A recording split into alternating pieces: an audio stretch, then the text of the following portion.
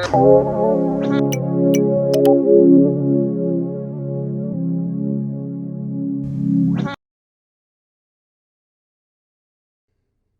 afternoon, and welcome to the Wave 2 Encounters film screening for Year 1. I'd like to take this opportunity thanking all our filmmakers for completing their films under very difficult conditions, particularly in this new year. It's been quite a journey since last October, through a lot of obstacles placed in our way to try to complete this work, but you've done it. And that's a real tribute to you as young filmmakers, to your tenacity, your resilience, and your creativity. So well done. Really looking forward to seeing this screening, and I'll catch up with you soon next week. Enjoy the screening.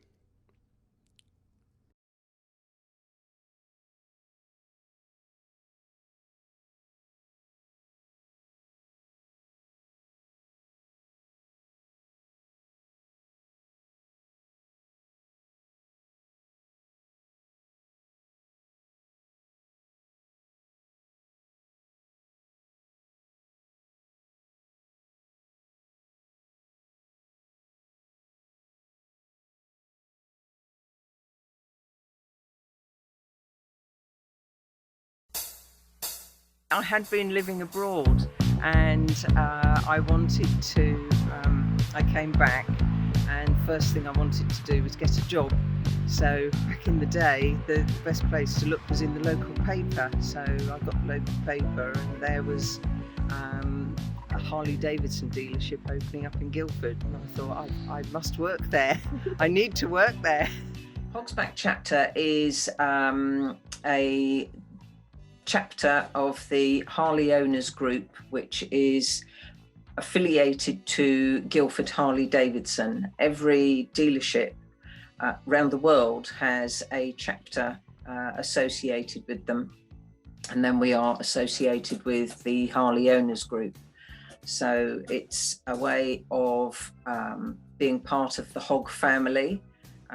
And there's a lot of riding, obviously, our bikes, and a lot of adventures and rallies and meeting people. It's a very, very social organisation. I did have a go at riding. I took a test, and I wasn't 100% confident.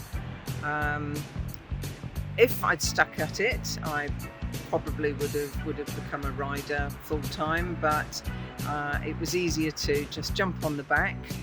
You can enjoy the view more, the scenery. I'm a navigator when we go on trips, turn left, turn right. We've gone the wrong way, and as many of us pillions do, we take lots of photographs and videos, so we can look back and share where we've been, and the bits obviously that the rider has missed that we as the pillions have seen. It's an extension to my family. I've made so many very, very close personal friends, meeting lots and lots of new people. It's a very, very social sport, leisure pursuit to be in, and it's very special. We believe we are the most active hog chapter in the UK with our events. We had our last actual club night on the 4th of March at Guildford Harley Davidson. It's in my soul. I actually met my present husband through motorbikes and through Guildford Harley Davidson. And we share the same passion for the Harley way of life, the Hogsback chapter way of life, and it's just it's brought a new family into my world. It's not just about the riding. It's about the social events. It's about supporting each other. It's about supporting charities. We have charities we support every year. There's a terrific social scene, which we didn't quite have last year. We have a winter ball, we have an end of season party, we go away for weekends. We're very sociable. We like to welcome new members fully and introduce them to everybody. So everybody makes lots of friends and gets to know people, and we can all then go forward and enjoy Harley riding and ownership. We've run photographic competitions, we've had silly competitions where you have to do, or silly entries where you do things dressed up in your bike gear. We've had people mowing the lawn, hoovering, all sorts. My husband and I even did a spoof session of playing ukuleles. But we got told off by Facebook for using somebody else's song.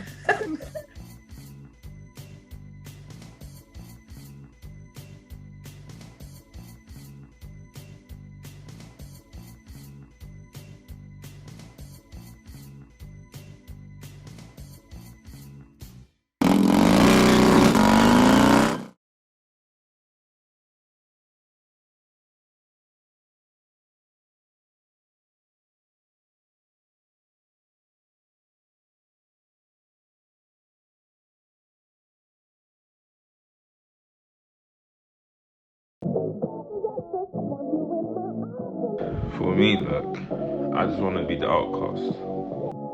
Obviously, it's just the beginning. It's kind of crazy how life can just change.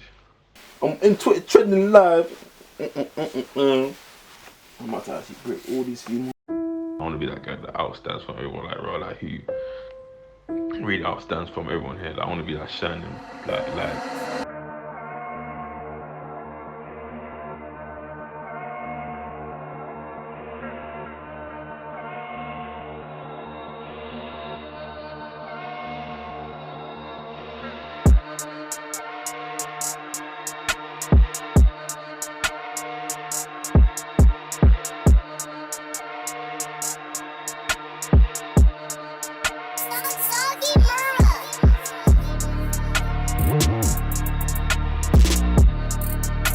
What's up, guys? It's your boy Romeo. I'm a dancer, I'm an entertainer and a rapper. I'm 19, I was born and raised in the UK. I'm from Jamaica and Italy, and here's my life story. I ain't the best, no one's the best. I am the best. I'm the definition of the best. I really think I'm the best because I'm very versatile. I'm doing, I rap, I dance, I act, I produce, I direct. There's a lot of things I do, not a lot of people can do that. I'm gonna be the best, trust me. Just wait on it. Like, this year, it'll be my year, innit?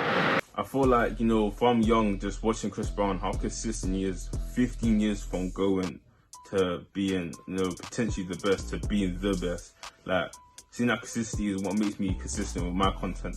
So when I look at someone that's consistently doing well, like, I can see the hard work pays off.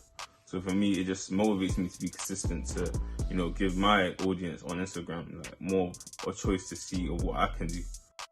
Like, for me as a person, it's like, my energy has to be there at 100%. I can come with, like, pure hype, vibe energy, and you can be hyped to watching my videos.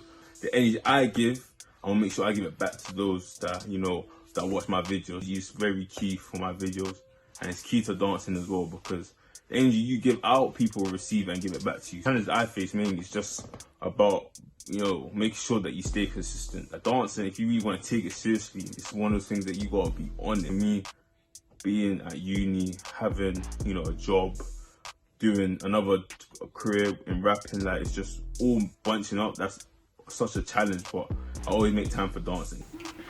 You know what the maddest thing is, though? They don't know what to expect.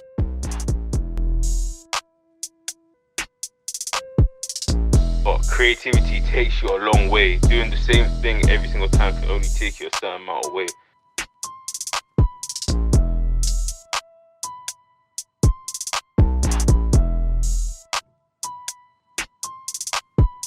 I would actually say I own a lot of pair of shoes.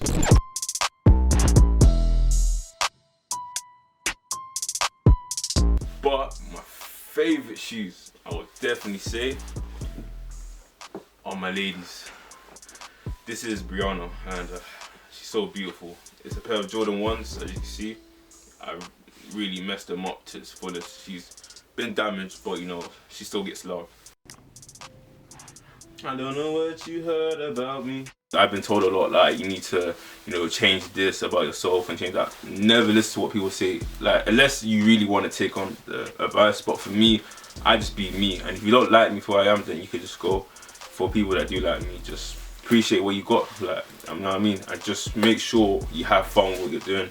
Never take anything too seriously in life. You have to, you know, take it seriously, but have fun at the same time. So make sure you enjoy what you're doing.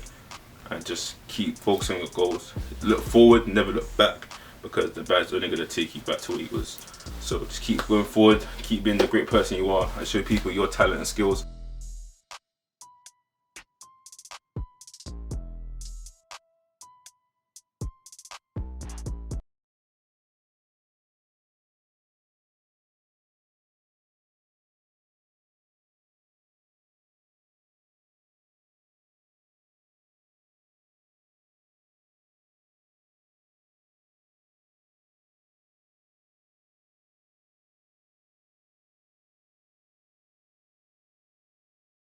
It was interesting. It was very much different from the life I was used to. It was a culture shock.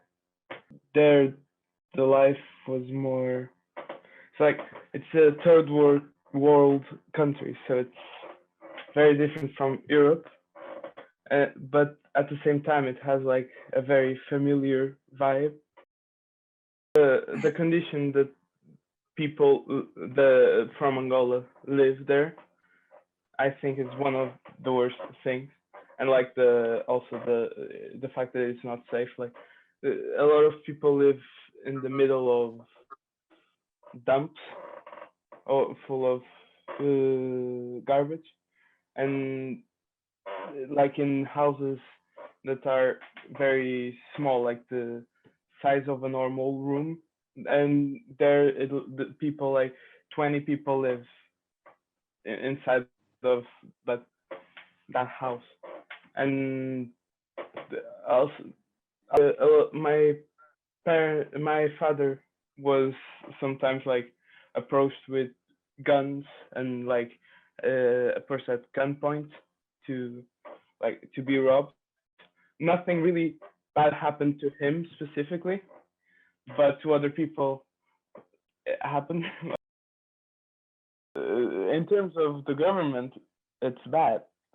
It's clearly like a communist dictatorship, and it's just bad. But it's a beautiful country, and it's a very rich country. Like it has diamonds, it has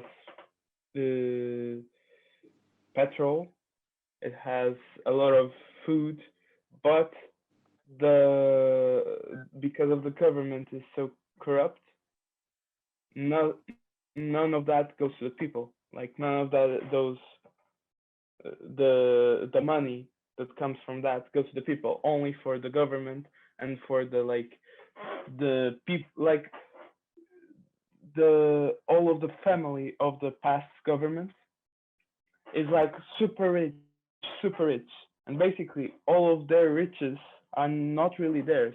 They are from the people, and that goes so against like supposedly communism is supposed to be for the people, and they're like no, which is so stupid. Because like again, like I said before, it's somewhere that I feel very attached to. Basically, I grew up there, so it's nostalgic too, but it's somewhere I think I belong. I don't know, but I hate the government.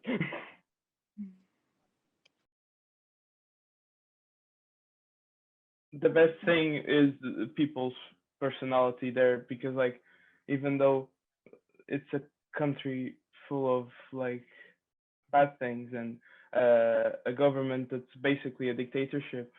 Everyone is like in poverty. The people there are always happy, and I think that you ask also what was the best thing, and I think it's that people there are optimistic.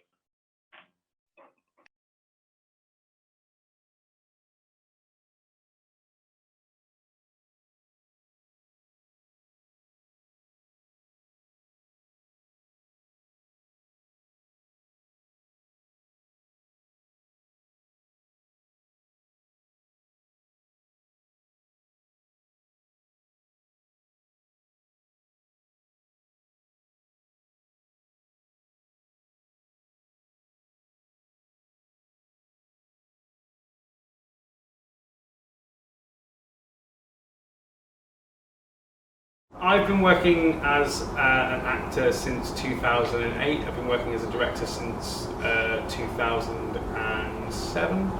So I've been in the game a while. Directing new theatres come down to a few different points. Number one, it's a gig that could potentially be reoccurring, and in this game, it's always good to have something that's going to kind of bring you money year on year out. It's also good to have a gig that you can kind of build and develop a relationship with the actors that you're working with, and I find it really rewarding. So my name is Rhys Thomas. I'm a production manager and tour manager in the theatre and live events industry. So by the 16th of March, we were in pre-production for a 110-date UK tour, I think. And we were in rehearsals for that, and we shut down, and the set went into storage where it's still sat.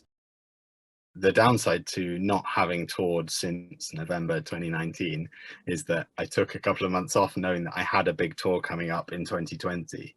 And obviously we stopped very early on in that tour. Well, this last year that we've had has been difficult for a lot of actors out there. Obviously, stage work has been very thin on the ground. I do, however, have a friend of mine who has a one-man show, and he is about the only person I know who's been doing any kind of work, because you can make money if you socially distance an audience for a one-man show. The major drawback to most theatre is trying to make money by socially distancing your audience. Now, obviously, West End musicals are just not cost viable because they need 70% minimum audience to make any kind of return, or profit, I should say.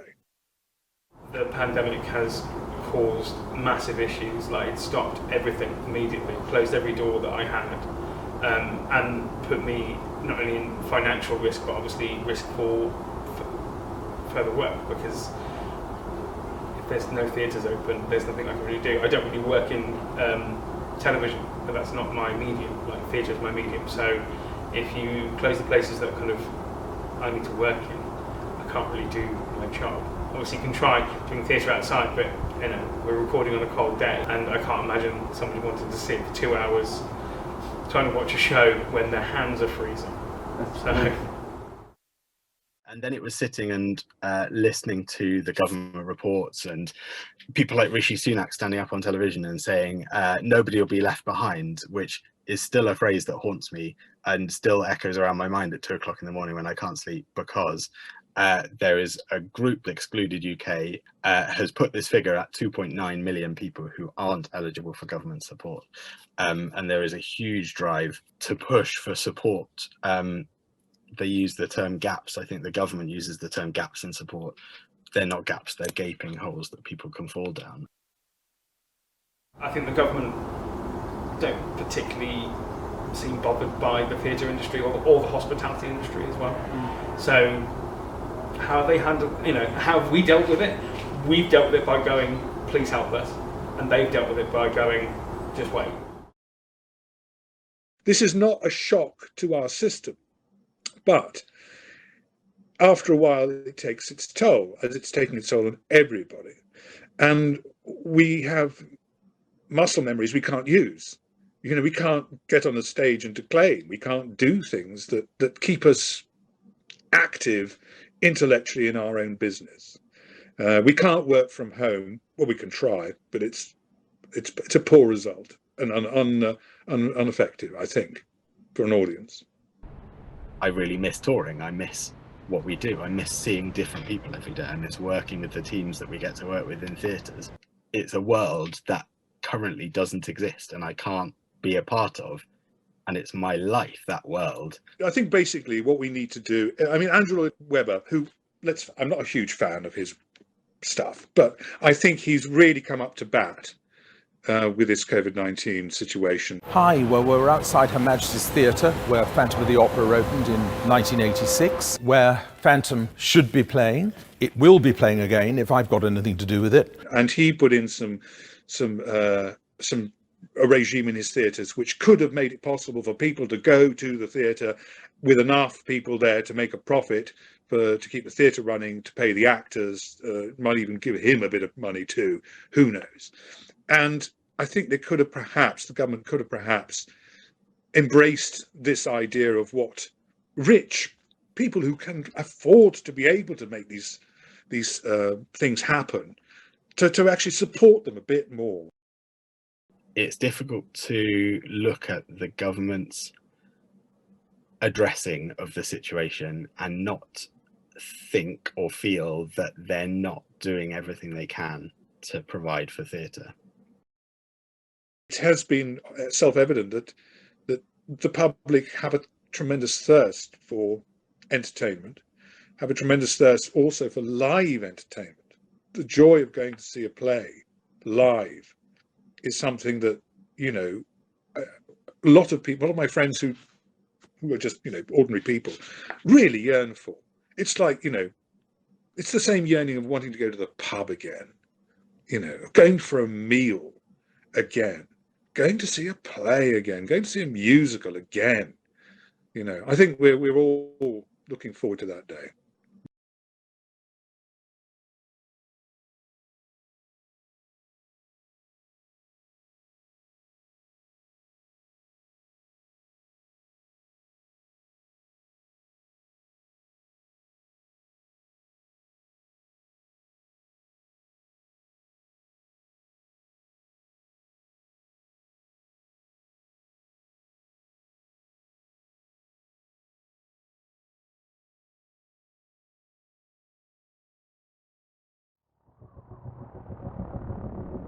I first became interested in aviation at the age of 5 years old. My dad was a builder and I grew up in a very much a working class family. He took me to watch the air show at Southend and I was really inspired by the Red Arrows, and from that point onwards I always wanted to be a pilot. I set my heart on it. So, you know, I found myself at a bit of a crossroads, and I think for me the biggest thing was finding the money to pay for flight training, because it's about £130,000, and you know, my parents in the end, they agreed to remortgage their house, and my nan helped me out.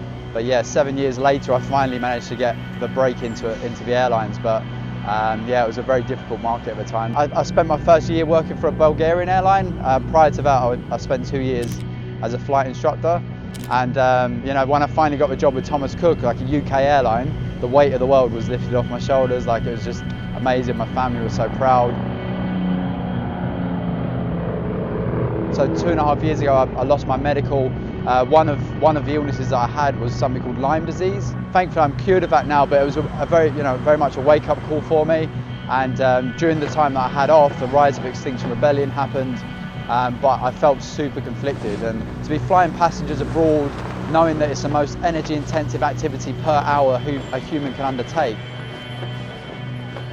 Initially during COVID, first, you know, I thought, how can I help people? I became an NHS volunteer responder, and from that it led on to me like meeting a lot of people in the movement and becoming quite involved in the activism. And the first protest I went down and did at Trafalgar Square. We laid out all the children's shoes and signifying all the children that will lose their lives in the future due to this global crisis. I'm a spokesperson for Extinction Rebellion. You know, I think we really need to highlight the fact that this movement, this crisis affects all of us, and you know, workers in heavy carbon industries, we have to accept that, you know, there isn't a future in fossil fuels anymore, and there are no alternatives in the short to mid-term in aviation. So I've decided I'm never going to return to flying passenger jets now. That's my sacrifice. You know, you can potentially earn a six-figure salary as a pilot. I'm still in over £100,000 worth of debt, and it's not to a bank, it's to my family, so I'm paying them back slowly. And thankfully they support me, my family, and I couldn't do it without their support. To become an airline pilot was an absolute dream, and they saw how much, you know, I gave up to make that a reality. Eventually my family came round, and now they're proud of me. You know, we've got a young baby in the family as well, so when I look at him, it's kind of like he's going to see all this stuff much more than we will, you know. So yeah, it's super scary. The airline industry, when every other industry is looking to reduce their carbon emissions, they're going to triple their CO2 emissions by 2050 based on current forecasts. You know, when everyone else is trying to decarbonise and the industry thinks it's exempt just because it enables us to go on holiday and, you know, sell us all these ideas of consumerism, and knowing what I know about the climate crisis and knowing how privileged aviation is, 80% of the world's people, over 80%, have never even stepped foot on an aircraft. So globally, just 1% of the population create 50% of the aviation emissions.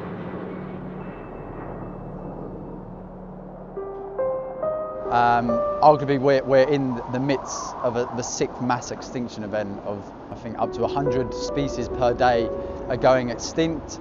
So, you know, we are just at the beginning of climate and ecological breakdown, and this is already how bad it is. If we see 4 degrees of temperature warming, which is predicted by 2100, vast parts of the planet are going to be uninhabitable. Most of Africa, Spain's going to look like a desert. People are going to have to move north. We're forecasting 1.2 billion climate refugees by 2050.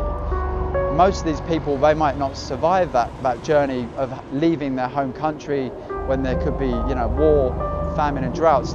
So yeah, clearly our addiction to fossil fuels has to end. Our Earth is dying. Mother Earth is very sick, so we are interlinked, we are part of nature, and I think as humans we've really forgotten that.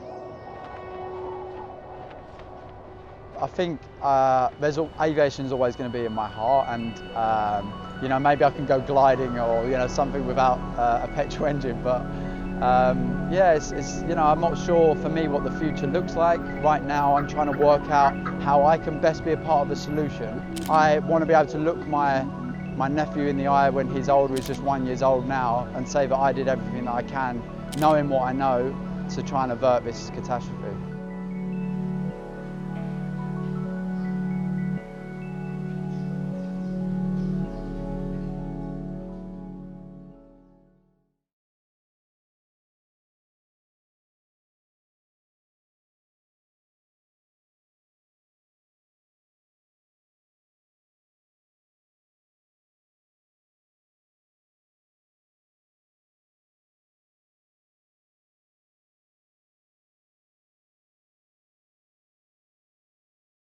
We do furniture repairs, furniture manufacture. My kind of side of things is repurposing and restoration, really, making things out of other things.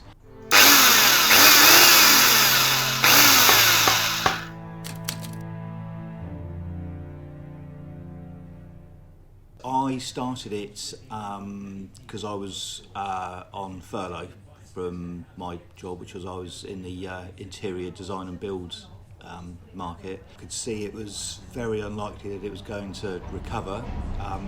Since then it hasn't. Since then I've been made redundant. Started at Workshop 74 to try and kind of mitigate the fallout from that.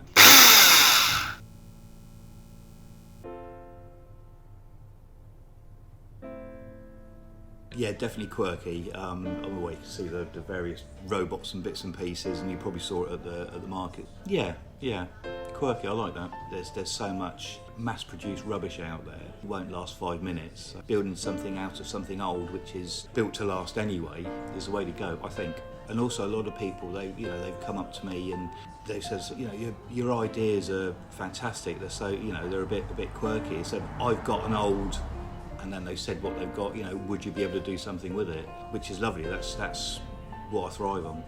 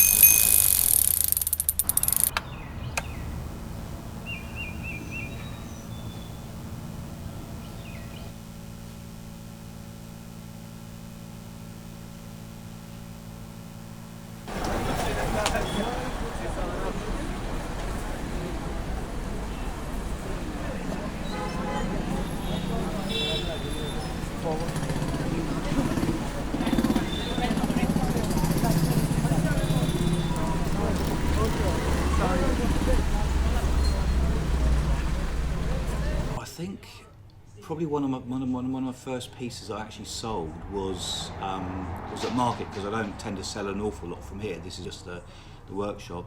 Was one of my quirky robots that was fire extinguisher. I had a few kind of industrial bits and pieces from one of our fit outs from a previous job, and it was just these bits were lying around. One of them just looked like a robot head.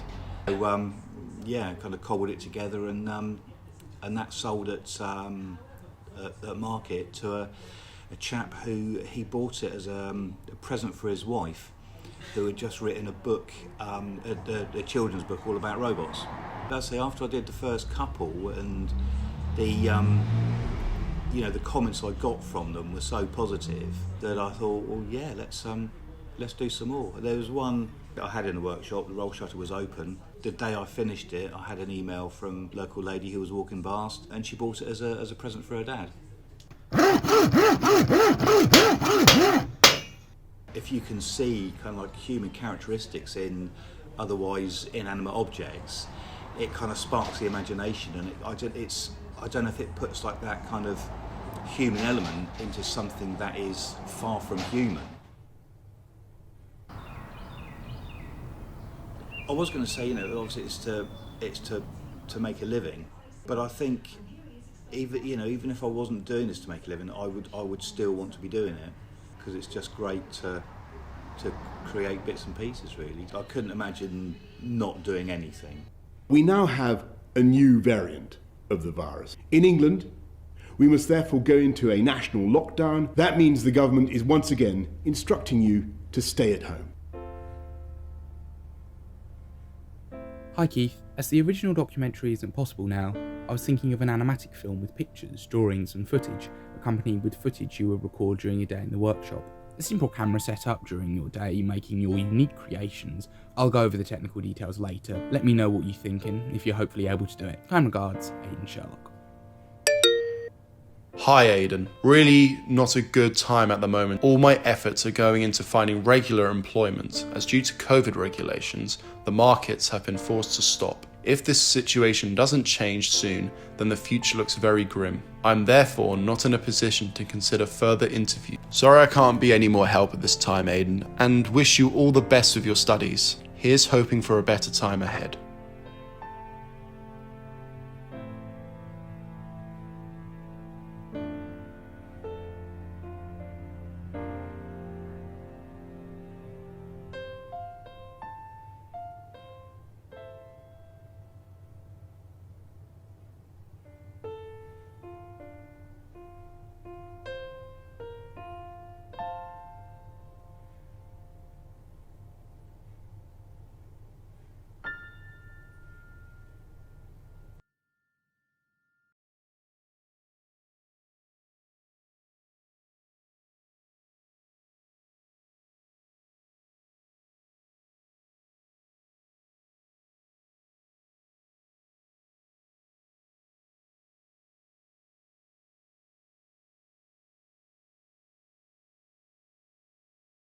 So I start my day in Dubai by waking up around 10 because I like to sleep out. And then I make some coffee and kind of just sit around for a while until I know what I want to do. And then, I don't know, I drive somewhere. I like to drive. Yeah, the roads are like, there's just a lot of deserts and mountains, and I really like going to Ras Al Khaimah, which is like a mountain area, and it's fun to drive there. And then also, there's this thing that you can do, which is like quad biking. So when I'm not in the mood to drive, that's also really fun to do. But there's so much to do here, so I like to drive just to drive, if that makes sense. And the roads are really long and just endless because the country is just concrete. But yeah, I never really have a specific place unless I have like an appointment or something. It's the international culture. Like there isn't really, the roots of Dubai. They're like, I don't know how to explain it, but the like traditional culture has kind of been lost over time. So it's more a lot of international people, a lot of new things and always changing cultures, and you get to try basically like the whole world in one country, if that makes sense. So I don't know, and always like being in England or my school, I've always been from a different country, so it's like, oh, where are you from? Oh, where are you from? So yeah, I've always related to that, like not being the only one that's like from a different place, which is not like that in England at all. I don't know if this is part of culture, but like the nature in England I love, and like actually having seasons, because we don't have that here as much. Like it gets cold in December, but it's not like, we used to not go to school if it rained in Dubai. Like they would cancel school. So I really enjoy like the different seasons and weather and stuff like that. And summer, and you know, you'd have the like, in summer you'd have the nice sunrise and the beautiful sunsets, and then like the warmth that is bearable. Like, you know, it's like what, like 25 to 30 degrees, and it's like super comfy, and that's the same in England. And then also in winter you have it's dark and shit and wet, but it's part of it, you know. You get to be all cozy in a hoodie and crawl up in your bed and watch a movie. Whereas in Dubai, it's the polar, like complete opposite, because in summer it's like, it goes from like 45 to like 50 degrees Celsius. So you can't even go outside without like struggling to breathe and like having to run from your AC'd car to inside where there's the AC is just blasting on you. And yeah, so if it rained here, because the roads here aren't well made, like they're well made, but they're not made for rain or anything. The roads flood, so the government would always just be like, okay, we'll close schools. Like even if we were in school and it started raining, they'd send us all home, because the traffic would just get too bad for us to be able to get home on time otherwise. Yeah, I don't know. That's like in England, I don't know. It's, when it starts raining, it's always so... I kind of find it pleasant. I don't know, because you can just... I like being cozy and comfy. I was actually talking about this recently, but I miss just like cooking for myself and being more independent, because here it's always like... I kind of have to like rework myself around my parents' schedule again, like how I used to when I was like 18 and like, or like 17. I don't know when I left here, but and yeah, I just miss being independent, you know, like, oh, I have to go to the store, ooh, whatever am I gonna make for dinner, and just kind of like guiding my own life.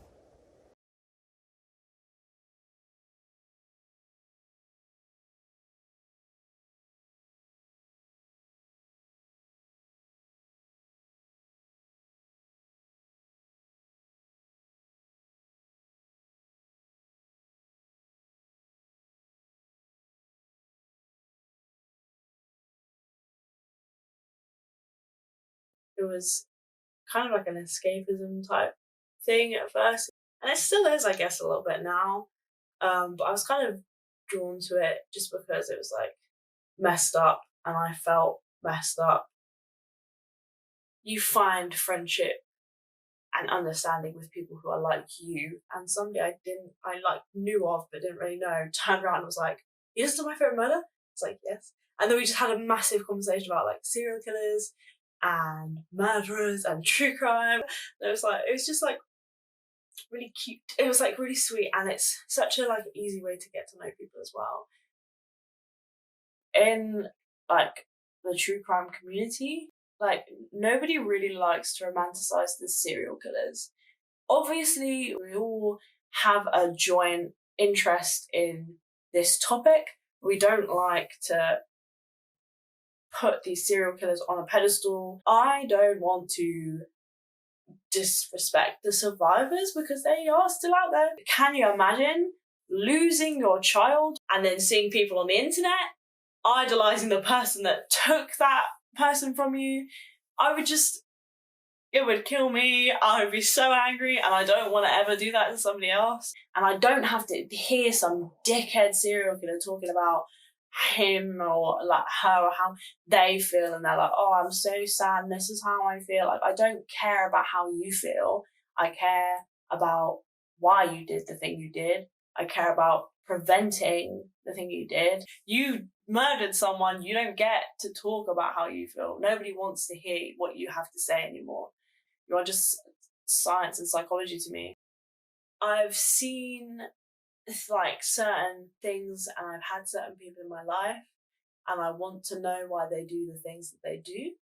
And I have like a history of mental illness in my family, and obviously I have struggled with mental illness myself. I still struggle with mental illness myself.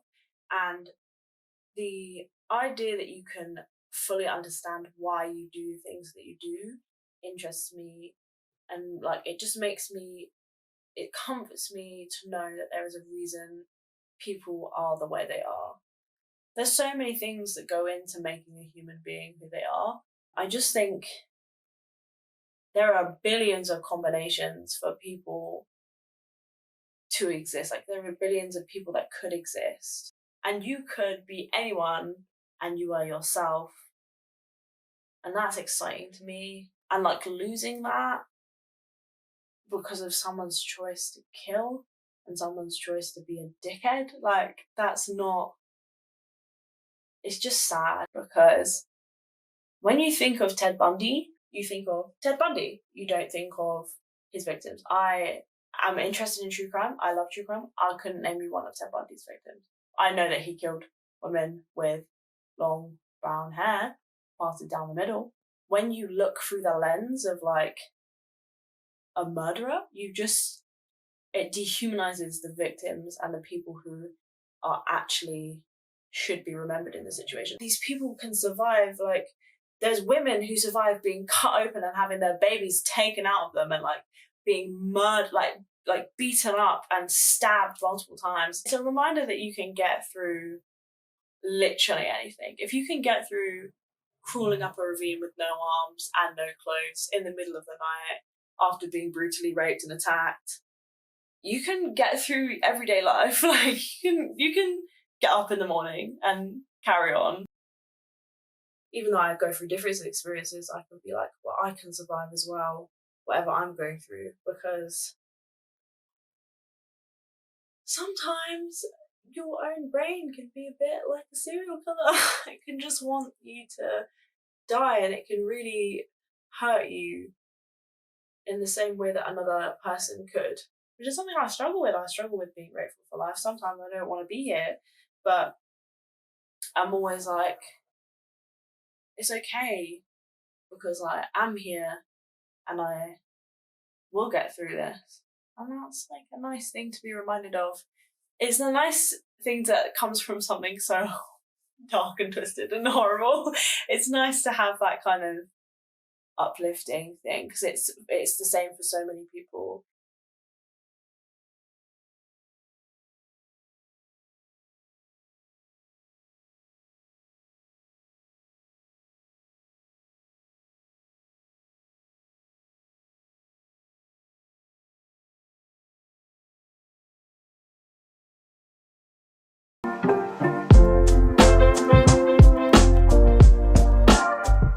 मैं मनजी केशव जी पटेल हूँ। किराने का दुकान है मेरा।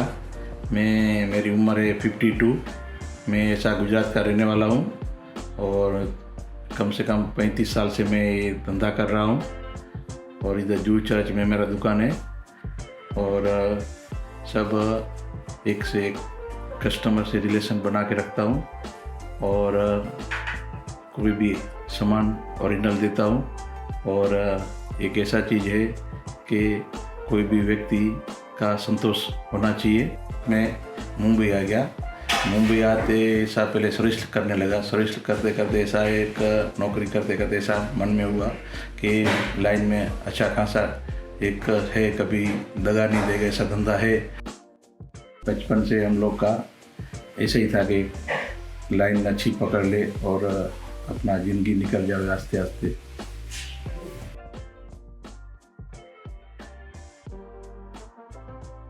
The moment you see a banyan, you feel a sense of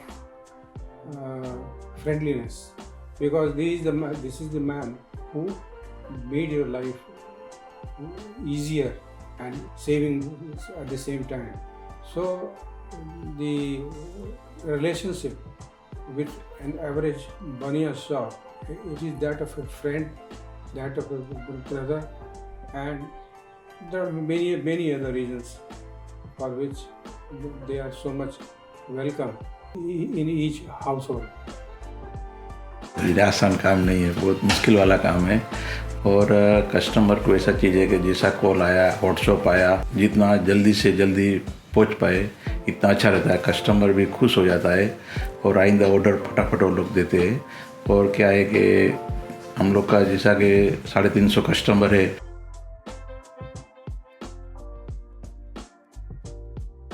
ऐसा है कि अपनी उम्र ज़रा अभी 52-54 हो गई है, अभी अपन थोड़ा काम कम कर सकता है। अभी बेटा मेरा संभालता है और उसकी पढ़ाई की वजह से वो ऑनलाइन ऑर्डर भी संभाल लेता है, व्हाट्सएप पे ऑर्डर आता है संभाल लेता है, ऑनलाइन पेमेंट आता है वो संभाल लेता है और उससे हमको कस्टमर बढ़ता है और एक आसानी से हम लोग का काम निकल जाता है और अच्छी तरह से धंधे में बढ़ोतरी आ गया। और ऐसा चीज़ है कि हम लोग पहले से ये धंधा करते हैं, इसे अभी डबल ट्रिपल धंधा हो गया है और बहुत अच्छा है।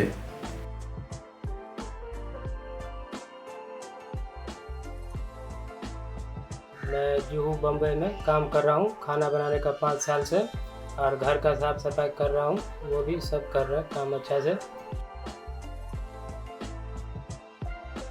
इसीलिए बोलते हैं किराना का दुकान अच्छा है, क्योंकि मैंने उसमें 5 साल काम किया हूँ, तो हर सब जानकारी मालूम हो गया है कि ये दुकान में सब कुछ मिलता है, अच्छा है, हर टाइम पर वो पहुँचा देते हैं जब फ़ोन करते हैं, तो इसीलिए अच्छा है। बिक्री शॉप में फ़ोन करते हैं तो बोलते हैं मेरा आदमी नहीं है, ये नहीं है, 1 दिन के बाद पहुँचाते हैं, इसीलिए किराना दुकान अच्छा है। उसमें सामान जाते हैं तो तुरंत दे देते हैं, इसीलिए सबसे अच्छा बेस्ट किराना दुकान।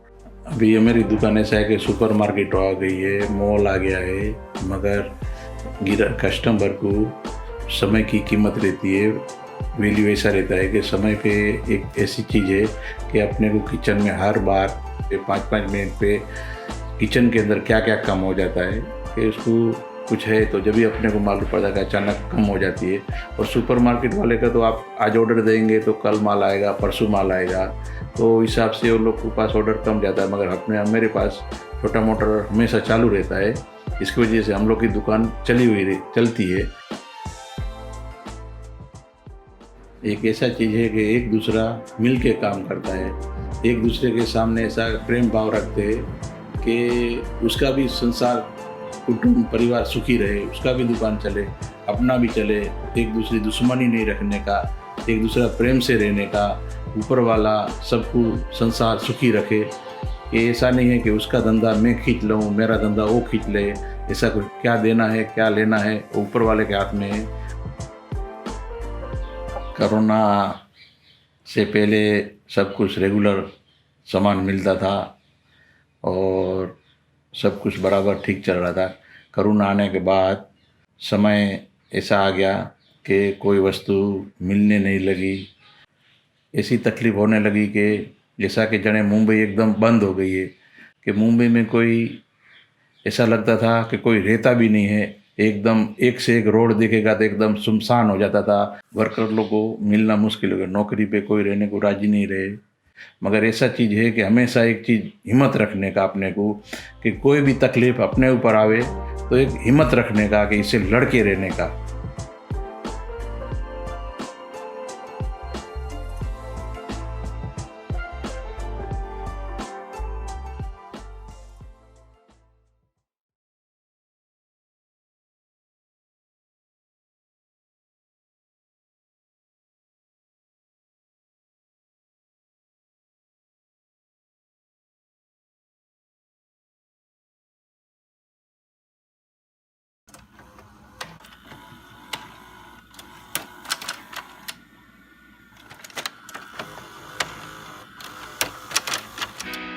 My name is Ruben. I'm 18 years old. I'm a musician. I play guitar and mainly drums. I've been playing since I was like 5 years old or something. My first band was a metal band called Here Lies Titania. Then I left that band and I joined a band called Drip. At the time it was called Drip. Soon the name changed to be Glossy.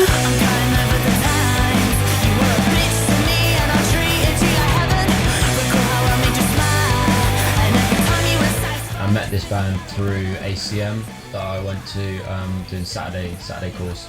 I did the Saturday course for about 4 years before attending the college diploma, and in that time I did loads of rehearsals, did loads of writing with them, recorded 4 songs in London with a guy called George Murphy, who produced bands like The Specials, Mumford and Sons, Ellie Goulding, some really big names, and we were really lucky to be able to record with him, and the experience was just amazing in itself. Just being able to record with him was just really inspiring and cool.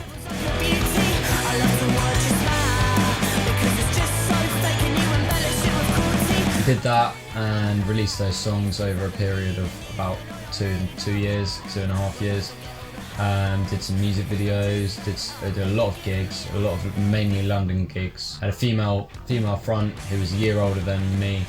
Had a guitarist who's Lewis, and the idea of the band actually came about at a party around here, and we were just drunk and thought it'd be funny to start a band, so we did. You know, we were young and we had a manager and stuff, and I think people just wanted to kind of move on. They didn't really know what they wanted, I guess, at a young age, and people's priorities change, and that band sadly split. We played a final show that I put on. We had 9 bands, including us, playing at the New Cross Inn. No, it was a really good show, and it was nice to round off the end of the era of Glossy. And I learned a huge amount throughout that, and I think I've learned probably a lot more after the actual band splitting up. I think I didn't really actually realise that the band I don't think it sunk in. It's almost like when someone dies in like your family or a friend or whatever, and the instant reaction is obviously that it's sad, and you obviously get affected by it, but I don't think it really sets in. So, you want to know how to get girls? Yeah. What? It's time for some wine tasting. What I've learned from most of my bands, and really any band that needs to have this to work, for a long time, it's just to have kind of one leader, one director, be the final deciding vote, because everyone's ideas are welcome. But what I found with especially Glossy is that we started that band with all equal kind of opinions. There wasn't one person that said, right, this is my band, I'm gonna get all these guys together and let's do this. It was kind of all, like I said, it was drunk night here. Learning from that and starting my own band now, I've kind of taken it to myself to be the director with one other person, frontman of my new band, and I found already, I found it to be just so much more easier and stress-free, and I can just send him an idea or something, and he's going to give me a yes or no, and he can do the same to me. COVID's been hard, I think it has been for everyone. The music industry's been hit quite hard. I've been lucky enough to play 4 shows with a band that I play with called Pigeonhole, and they're not the same shows. They're socially distanced, they're like table service, and it's hard because I find a lot of musicians, feel the music, and you've got to feel it with the person, feel the vibe, and that's how the song, comes about. That's how ideas come about. But I've learnt stuff from it, and I think that's what I'm thankful of, and I think it does make you more grateful and not take things for granted that you usually, would just go straight over your head, that you're just doing it, and meeting people and being able to do what you normally do. I think that's the main thing that I've learnt.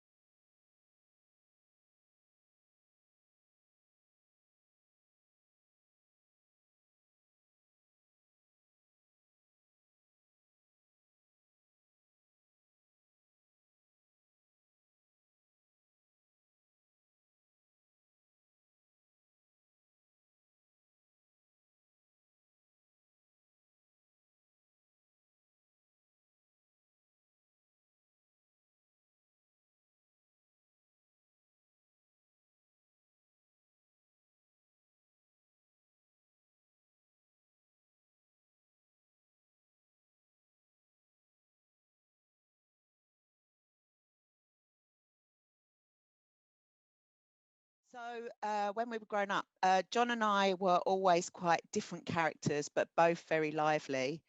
John was the naughty one, and I was the not so naughty one. He was always up to no good, always cheeky.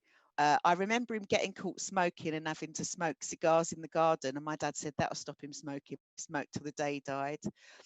But then, John had a lot of problems. Besides everything, he had heart problems, and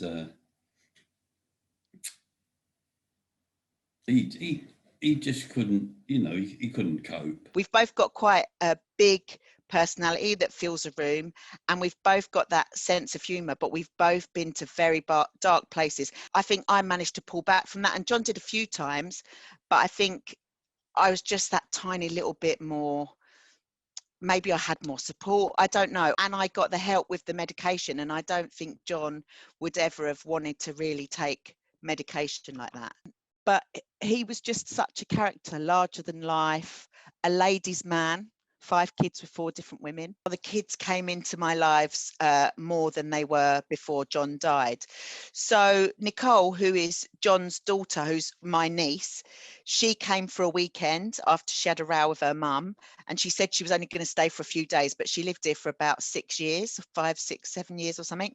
So she came for a weekend and she just never left. And I became sort of like an auntie, but like a mum, but not a mum. So it's all a bit weird. It's been weird for me being their mum, but their auntie.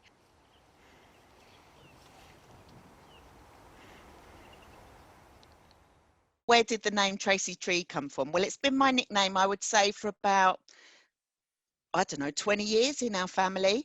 And it started because the first date that I went on with Chris, when both Zoe and Nicole were there, we went to the Rainforest Cafe.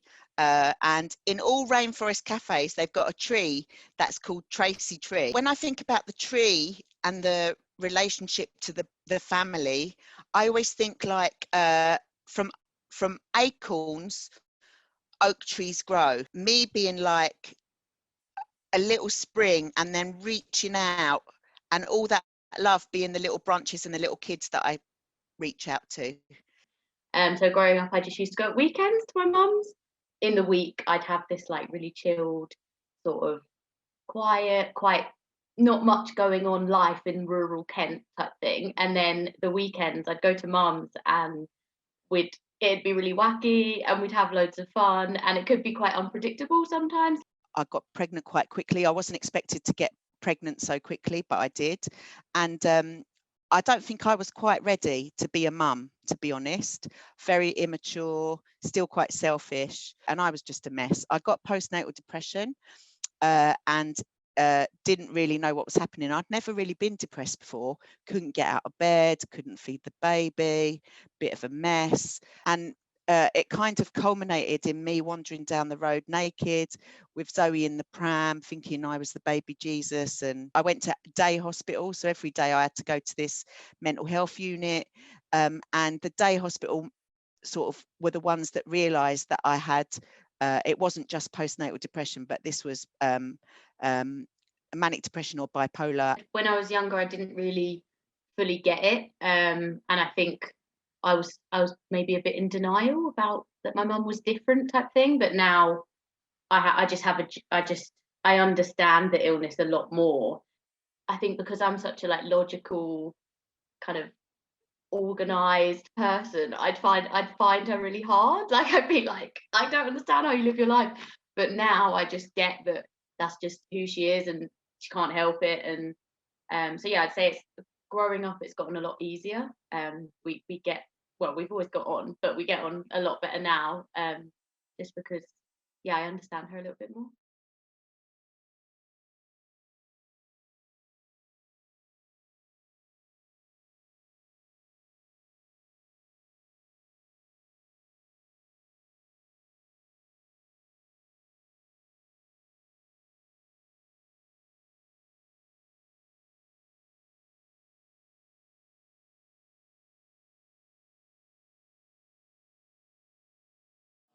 What has Tai Chi done for me? It's made me in the person that I am today.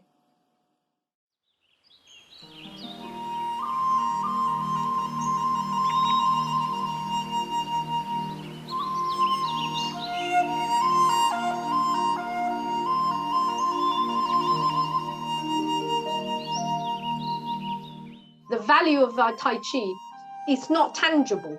It is not black and white, and it's not like a formula, 1 + 1 = 2. It isn't as simple as that, it's quite complex.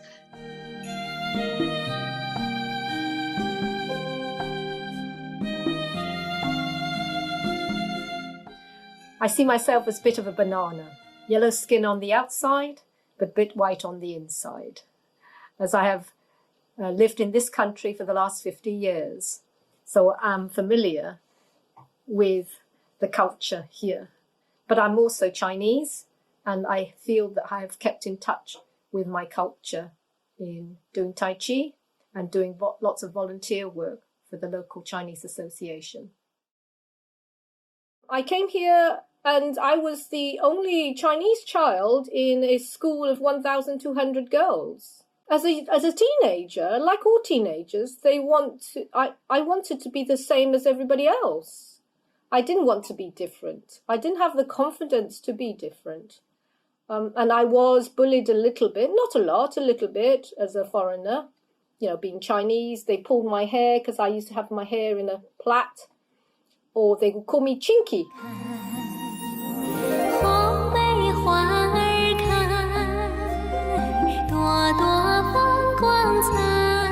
So for me, I have some experience of being a Chinese person, but I also have the experience of being a person living in this country, an English person. So for me, I have taken both experience and taken the best out of both of them. I have not rejected any of it. And luckily enough, locally, a group of ladies from Hong Kong started up a little social club. And so when I had children, I took them to the Chinese school. And at the Chinese school, they also had Tai Chi class, you know, which is part of our culture. And they also had a Kung Fu class. Also, at the time of taking redundancy, I asked my Tai Chi teacher, whether I could start teaching myself. And he said, why not? And what I found with the Tai Chi, it isn't just an exercise for your mind and your body. It taught me how to be a good person, especially in the teaching side of things. I connect with people who somehow want some help from me. So it's all very good in the sense it's just doing something that has benefit to everybody, like all my students, as well as for myself. So I feel that I'm doing my little bit for everyone, as well as for myself, because I do get a lot of enjoyment from helping other people. I feel that it gives me a lot back. It is something that I feel that I can't go into a shop and buy, doesn't matter how much money I have, but giving it away, I do get a lot back.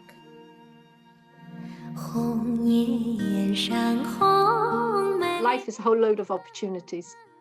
And I think, for me, I still think that that's what I'm doing. Life is just a whole load of opportunities. There is also, you know, it's a journey of a never-ending road. And the road seems to get actually bigger and bigger as I get older. It hasn't got narrower at all for me. I just still think that now that I'm older and more experienced, in fact, the view that I'm seeing is actually wider. But yeah, the destination is actually even further away. For me, that is what's the joy of life. That it is getting wider and wider, and the end is actually further away and not getting closer, even though I'm older and I'm more likely to die sooner. But I don't even think about that.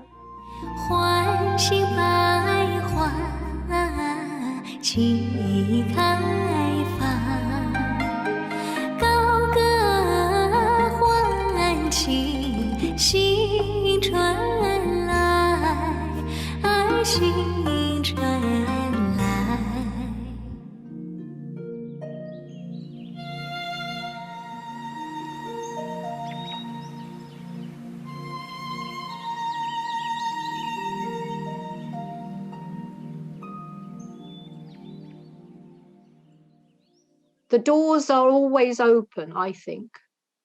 Very few doors are jammed shut. Sometimes they're only open a little bit, but it's up to you to go and push that door open and see what's inside. Yeah, look for those opportunities and make the best of those opportunities. And you should not be surprised that you will get something out of each and every one of them.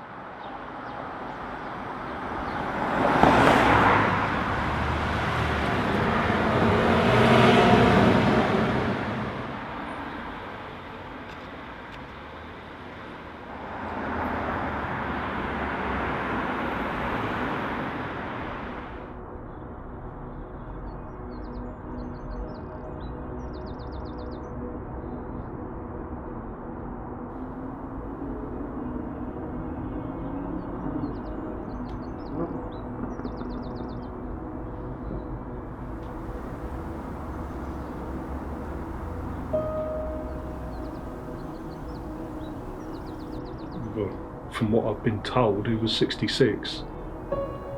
Been here all his life. 30 odd years on his own. Hence why it's never been decorated. Left it the way it was.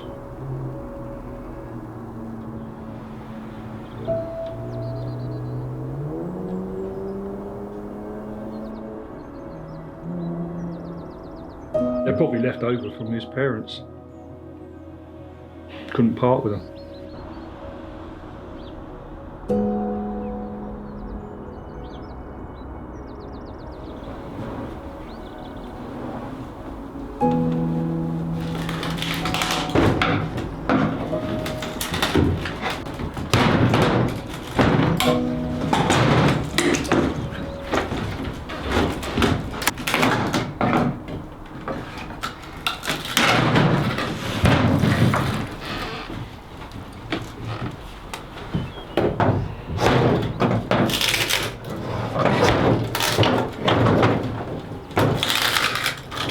You'd be surprised. Some people give you the keys and don't want anything to do with it. Some go through them with a fine-tooth comb and sort everything, and others aren't bothered at all. You know, it just takes people in funny ways. That one's apart. One to go.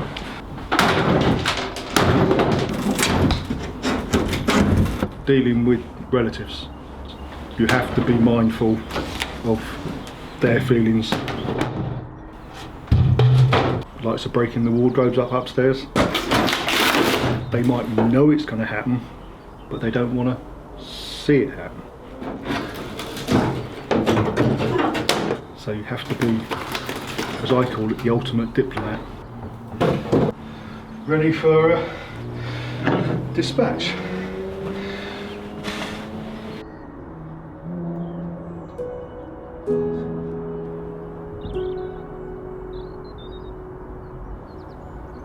It can be when you're throwing out all personal stuff, all their postal paperwork.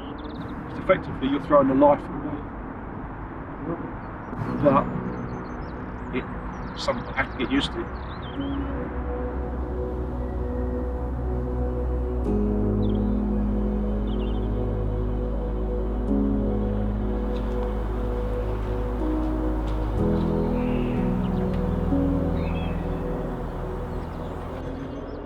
I suppose the weirdest one, my dad was clearing the bedroom upstairs. He uncovered the bed after he got all the clothing and everything else. He found an urn, and it literally had the date of when the old lady had died, which would be 5 or 6 years before the old fellow had died, and obviously he couldn't be party for her.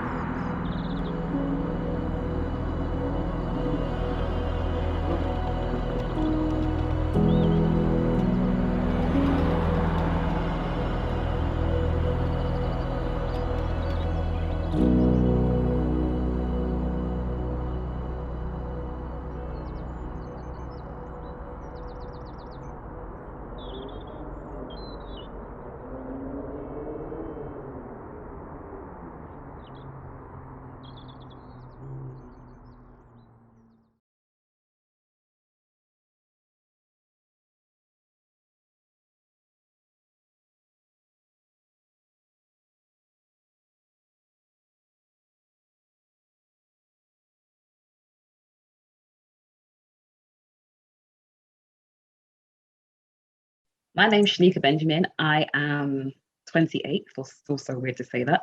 I'm from Thornton Heath, CR7 born and raised, which is in Croydon, for those of you who may not know that.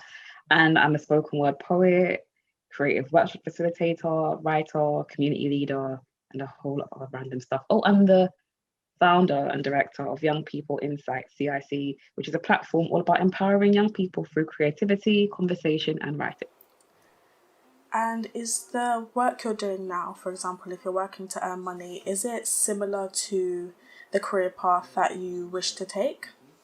Yeah, I am absolutely blessed to be working in the field that I love, to be a creative, to be working in writing. I mean, a lot of people don't have that, so I'm really, really blessed to be working in the field that I really want, and I guess always wanted to work on since I was a child. They told me that it's only an emotion that resides inside. Even the dictionary definition defines it as the following: a strong feeling of affection. Young People Insight it started as a blog in 2014 when I wanted to write about young people and certain issues affecting them. So in 2016, I held my first discussion group. It's been part of the thing that's changed my life. It's made me a better woman, made me a better person. It's made me more patient with people. And it also taught me, and it made me more vulnerable. If I'm going to encourage young people to come and share their stories and speak out on things and be vulnerable, there's no way that I can't be. Why are you convincing these kids to climb a board? The young people that have been involved, I've seen so many of them grow in confidence. November, I think 2018, and a group of young people came. And one particular young girl was like, I don't think I'm going to share. Then halfway through, she was like, I'm going to go and share and have my friend come up with me. Then when she went on, she was by herself and she was amazing. It was just like, this is why I've created this platform. I've seen them come in all really quiet, wanting to speak, to just having this full voice of their own and just being inspired to just get up and do something and make a positive difference in their lives and their community. Out of the boat, or you stay in it? Do you feel either more connected or less connected now because we are mostly stuck inside now and not able to go out as much?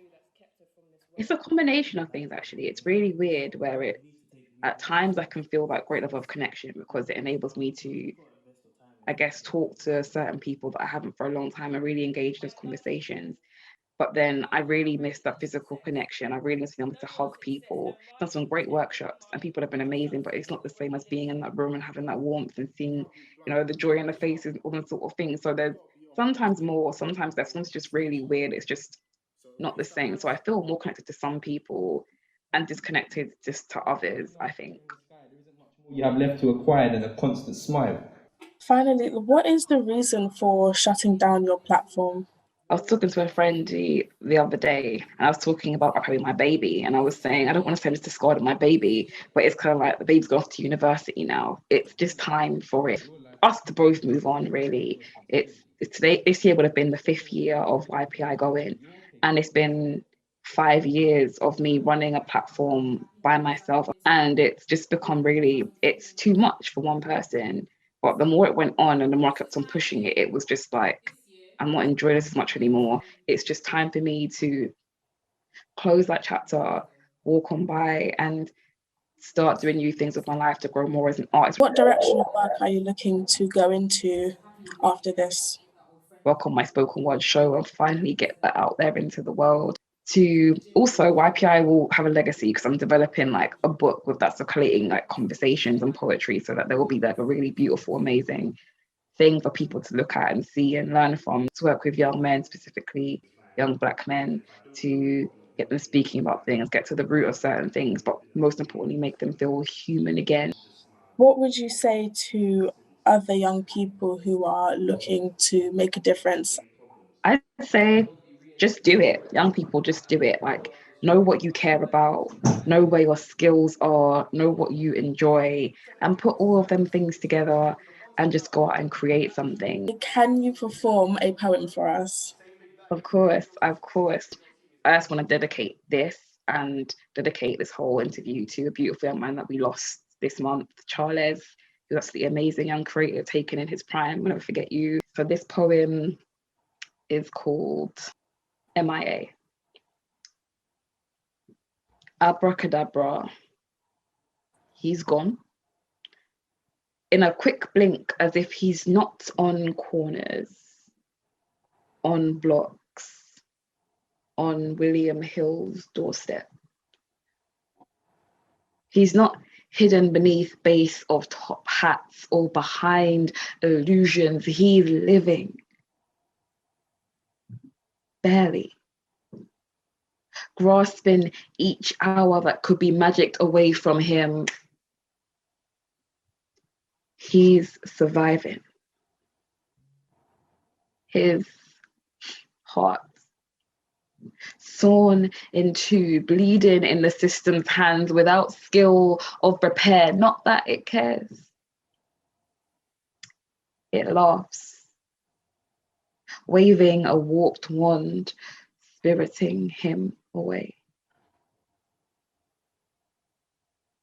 Thank you.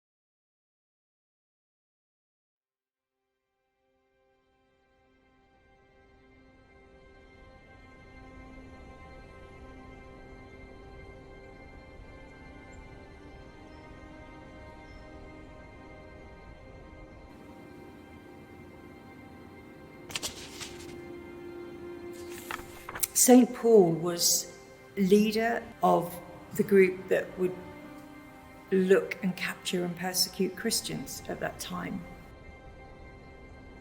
He was on his way to Damascus when he was struck down by a light and blinded, and he heard the voice of Jesus say, "Saul, why are you persecuting me?" He was blinded, he was taken to Damascus, and there he was taken to a Christian man. He gave him the message that he had been chosen to proclaim the news of Jesus. So he was set free from his brokenness, and the brokenness was that being so driven in his life by his own beliefs that he couldn't see anything else. He was set free from that. He was set free to become the person he was supposed to be.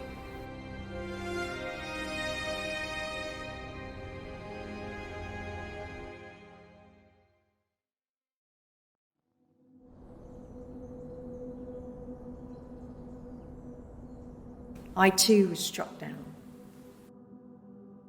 I had been living a life that was pretty normal on the outside, but on the inside there was a sense of aimlessness. I'd felt lost. I would do things that most people do to make them happy, and I hadn't found sustainable happiness, and I was very troubled. It wasn't the life I was supposed to be leading, and I'd had a moment in that experience where I realised that whatever I wanted to do, I wasn't going to be able to change the situation. So there was something else going on that wasn't anything that I could control. A powerlessness.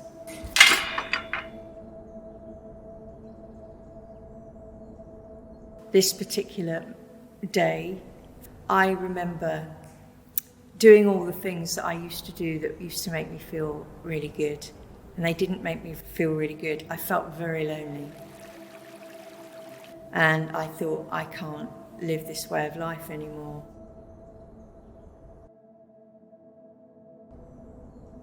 I put my hands up, really, and it was a total honest admission. I felt a shudder, and all of a sudden, I felt this sense of peace and calm.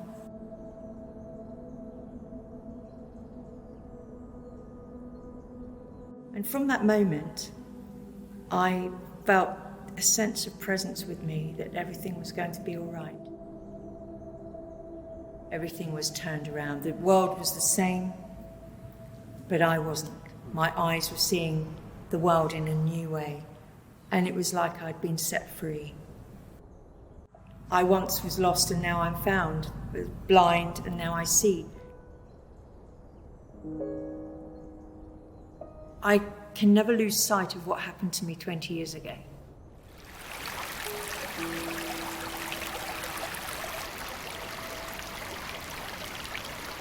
For me, I need to remember that moment.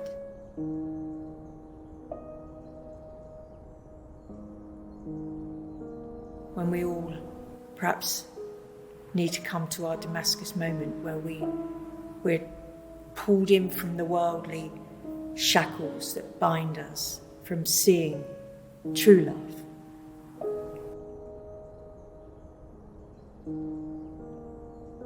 And then we're set free to be part of a loving world that we're supposed to be in.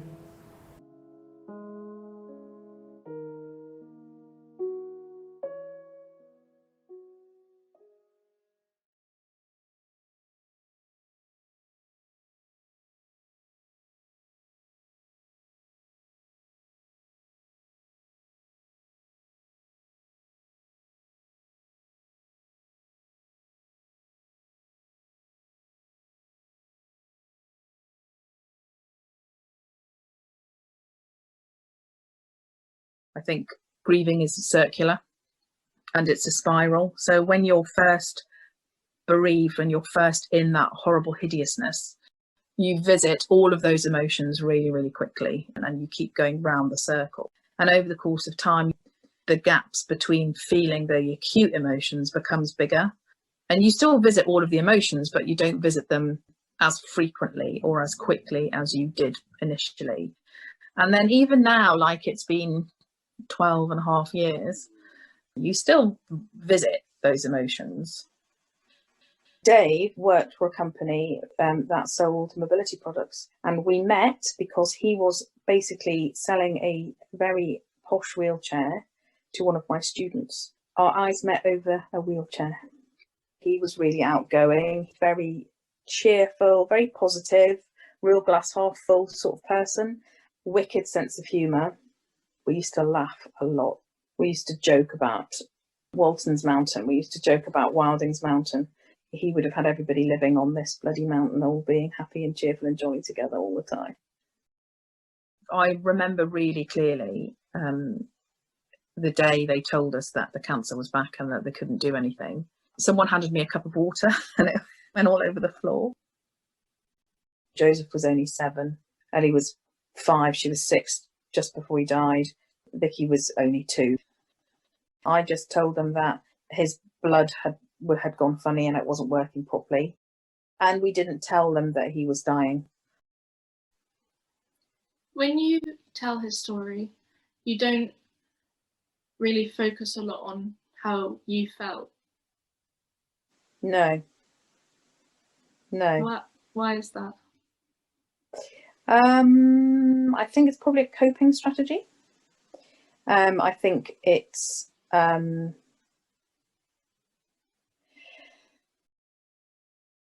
think I've went into some sort of survival mode. Too many things to do all at once. I think I was just trying to get through the day. You know, make sure that the kids were okay, make sure that he was okay, look after his parents. That's where my focus was. I remember being in hospital when he was dying and just being really torn between it needing to be over because I needed to get home to my kids and it not wanting to be over. I remember New Year's Eve, I went up the road to Pippa's for dinner and it was me and 3 couples. Horrible, really horrible. Didn't know what to do with myself. I left before midnight and I remember being still awake at midnight and being absolutely devastated that the year changed because it meant that life was moving on. If my choices were to cope with my life or not cope with my life, then that wasn't a choice because I had 3 children. I think all of my friends probably are married, still have husbands, are not single parents. And so my perspective is very different to other people's. Actually, sometimes it's just they just don't understand. But you can't live in that permanent state of grief. You can't do it. Basically, human beings can't do it. I think we're too resilient, so we move on from there. Do you think of yourself as a strong person? Yeah, I think I probably am. I think I probably am a strong person. I think I've sort of had to be.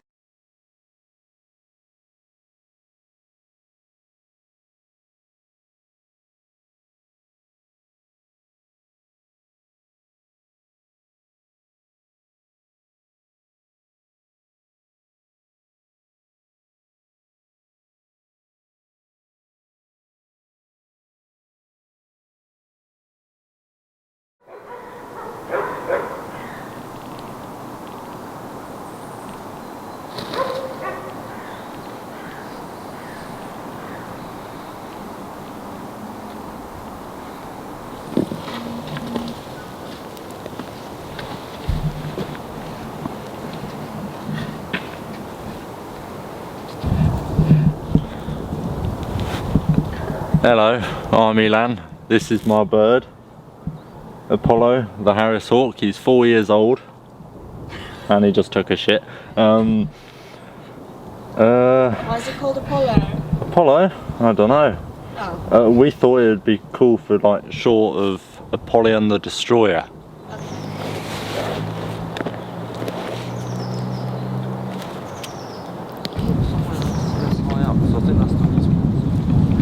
Give me a question. Okay, fine. Why did you get the bird?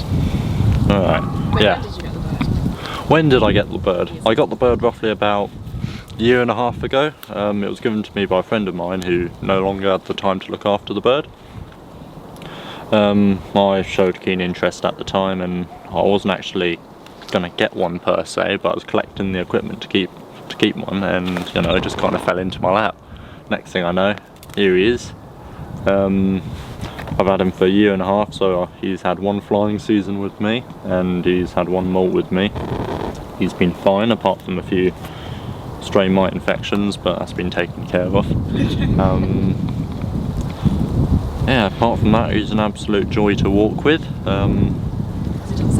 He doesn't say anything. He doesn't get on your nerves. Look at him. He just kind of looks around begrudgingly. It's not to like, mate. Honestly. So you like it when the company's grumpy? Yeah. Looks grumpy. Do you think he looks grumpy? Oh, I think he looks more inquisitive, you know? I think he looks like a grumpy chap. Yeah, well. Alright, normally these birds would hunt rabbit, pheasants and squirrel, though squirrel's not recommended because squirrel can bite its toes off. But rabbit and pheasant's normally ideal, and they fly normally during the winter months. Yeah. Rabbits? Yeah, rabbits, yeah. They fly? Well, not rabbits, but, you know, he flies. Do they sleep in winter? Yeah, he doesn't normally sleep, he just kind of sits there. Sometimes with his eyes closed, sometimes not. And you never really know how he does sleep. He just kind of yeah. It's not really much different to how he is now, with a bit less looking around, you know. He doesn't get bored. They don't really get bored per se. I mean, he hasn't yet. He's yeah. This little leather glove here is to stop him from tearing my hand to bits, because his claws are quite sharp and his talons can press very hard. What can his claws tear through? Most living things. He probably can't tear through the glove, or at least hasn't been able to yet, but I've heard the talons can press at like 400 psi. Just talk shit. No, I know peregrines can. I don't know if these guys can. I think What are the peregrines can. straps? Straps. Alright, these are the permanent blind jesses. These are the standard jesses. These attach to the swivel. These attach to the metal swivel, which then attaches to the leash, which allows me to tie them to the glove. These parts here are anklets, which are permanent fixtures that go around his ankles. That help you attach the jesses and the permanent blind jesses to the bird. Jewelry. Yeah. I mean, I doubt he likes them, but then again, he probably forgets they're there. There we go. Bye. I think that's the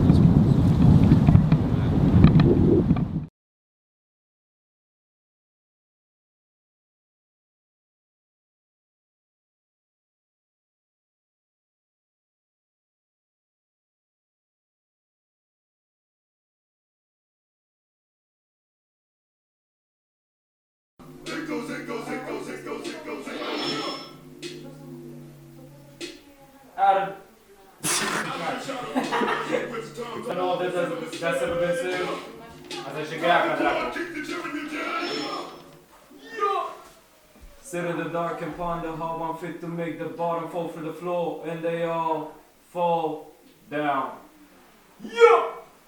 Hello! Numele meu este Tudor și în momentul de față am o problemă atât de mică, dar care necesită atât de mult efort, că o să trebuiască să o iau de la zero cu tot proiectul. Când am mers la facultate am simțit că majoritatea oamenilor de acolo nici măcar nu folosiseră o cameră. Știi? Mă așteptam toată lumea să fie deja into it, deja doing it, deja căutând proiecte și lucrând la chestii, dar mai mult de jumate erau acolo pentru că părea a fi cool. Știi? Pare, film. Nice. Îmi plac filmele. Am văzut câteva. Băi, e foarte interesant din punctul de vedere al culturii. Oamenii erau foarte diferiți comparativ cu ce eram obișnuit să văd de zi cu zi. Locației, Anglia e o țară tare estetică, România e opusul, e atâta de urâtă, Doamne păzește, când merg pe stradă mă ia cu oameni. Așa, din punct de vedere al studiului, na. Ce pot să zic? Wait and see. Păi, după ce am terminat facultatea, sau în timp ce terminam facultatea, așa în ultimele luni, am început să caut joburi, știi? Și am avut oportunitatea să lucrez la o companie de producție foarte, foarte mare de aici, din România, de un DOP, foarte talentat. Îl cheamă Tudor Panduru. Ei, și am învățat mai multe de la el decât am învățat toți anii de facultate. Nici nu se compară, știi? Nu justifici exact ceea ce faci și nu se obții nimic, știi? E un blur total. Repet, când eram în anul 2 de facultate, aveam intenția de a face o cameră cu totul. Am creat design-ul, am creat conceptul, aveam o idee clară despre cum ar funcționa și ce ar aduce nou, însă realitatea era că nu aveam cunoștințele necesare pentru a o produce. Și cunoștințe, și resurse, și timp, și convingere că dacă depinzi de prea mulți oameni când vine vorba de acest prototyping cel puțin, înseamnă că șansele sunt că nu o să ajungi să obții nimic. Asta chiar era o frică de-a mea. Și, pe care puteam să iau, să încep să-l testez singur, să văd cum îl dezvolt. Până la urmă la asta s-a rezumat. Deci prototiparea am început-o cam acum un an de zile. Aș zice fix un an de zile. Și primii pași pe care am parcurs au fost să creez un design. Însă prima versiune nu mi-a plăcut. A doua versiune nu mi-a plăcut. Ei, eu am gândit-o așa, dacă fac un mâner, vreau să fac un mâner care e bun și ca mâner, dar și ca sursă de alimentare. Dar mai întâi, cel mai important era să fie bun ca mâner. Ei, primele două versiuni erau mult prea mari, voluminoase, grele și impractice.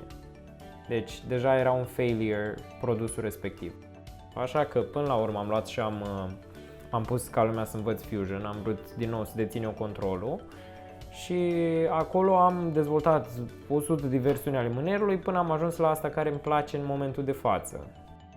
Am învățat niște tehnici de simulare, de optimizarea topologiei, am învățat o grămadă de chestii de atunci. Am învățat de asemenea ce înseamnă fizica, ce înseamnă electricul, ce înseamnă limitările curentului, temperaturii materialelor, procesele de manufactură, toate lucrurile astea sunt building blocks mărunte pe care dacă ești dispus să le înveți la momentul potrivit, nu pot decât să te ajute în viitor.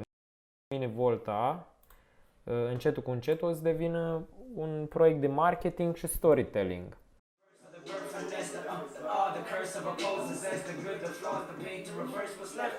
Me no conversation with the fake. That part. All my bitches independent bitches. That part. I just want the paper. That part. All my bitches flex.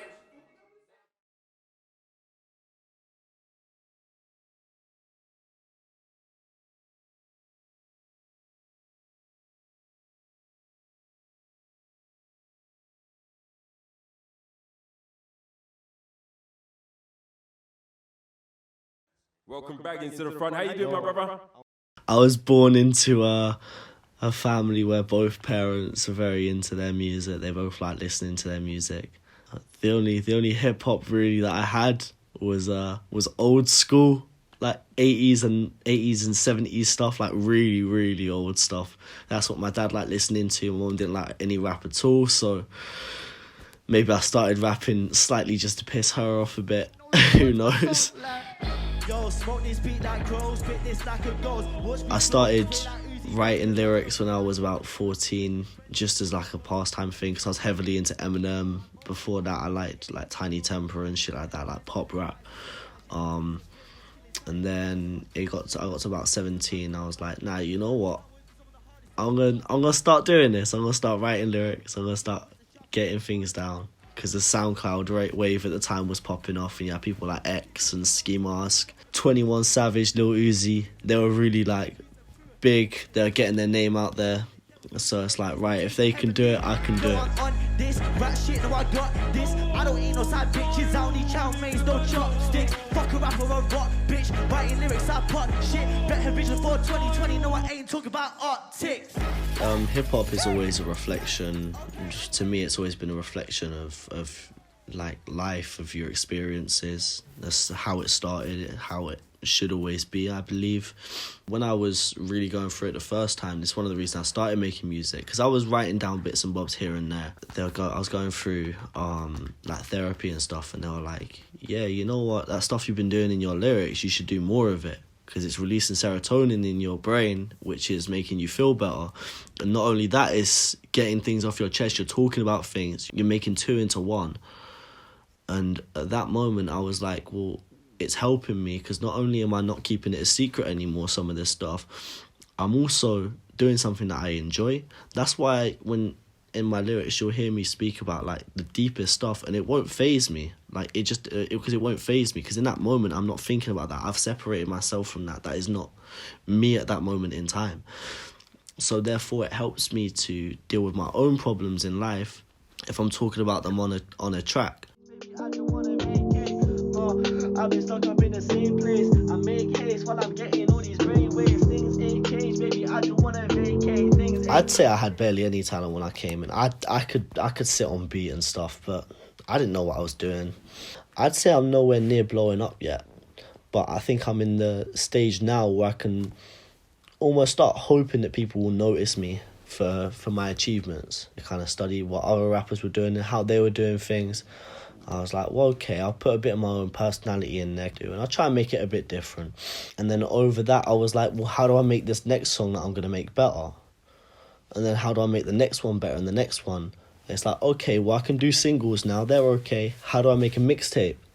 So I was like, okay, I'll make a mixtape and I'll make another one. The next step from there is going to be how to make an LP and how to make a full-length album. Everything that I'm doing is just like trying to improve on the last song. Like, okay, what can I do better? What did I do here that was good, that I can do better in the next one. I've always had that mentality of if you want anything, then you've got to work for it. You got to work to get what you want in life. It's not just handed to you on a silver platter. Life has taught me that you can't sit there and be complacent. That's the upbringing and probably my message from my childhood. That's what it's given me. Just coming from Bracknell, I'd never would have had a chance. I would have been small time pretty much most of my life. I was always like quite extroverted. I've always been extroverted. But it's only more so through music that I've been able to go back. Because sometimes you can be too extroverted for your own good, and you're doing it as a way to cover up the insecure person inside. So if anything, it's made me feel confident, but it's made me draw back a bit, you know what I mean? So I don't feel like I've got to do the most just to kind of fit in and be accepted anymore. I think art comes from pain and passion. Like, I know for a fact if I was mentally sound, I wouldn't be making music now. Hell no, I'd be probably in some kind of quote-unquote proper job. People that are crazy see the world in a different way, and that's what separates artists from, like, everyday people. I can look at one thing and think that it's bleak, and somebody can look at it and think that it's beautiful. I make tunes, fire rap tunes, trap tunes, lo-fi tunes, any tunes. Doesn't matter. Still hot, still fire, still heat.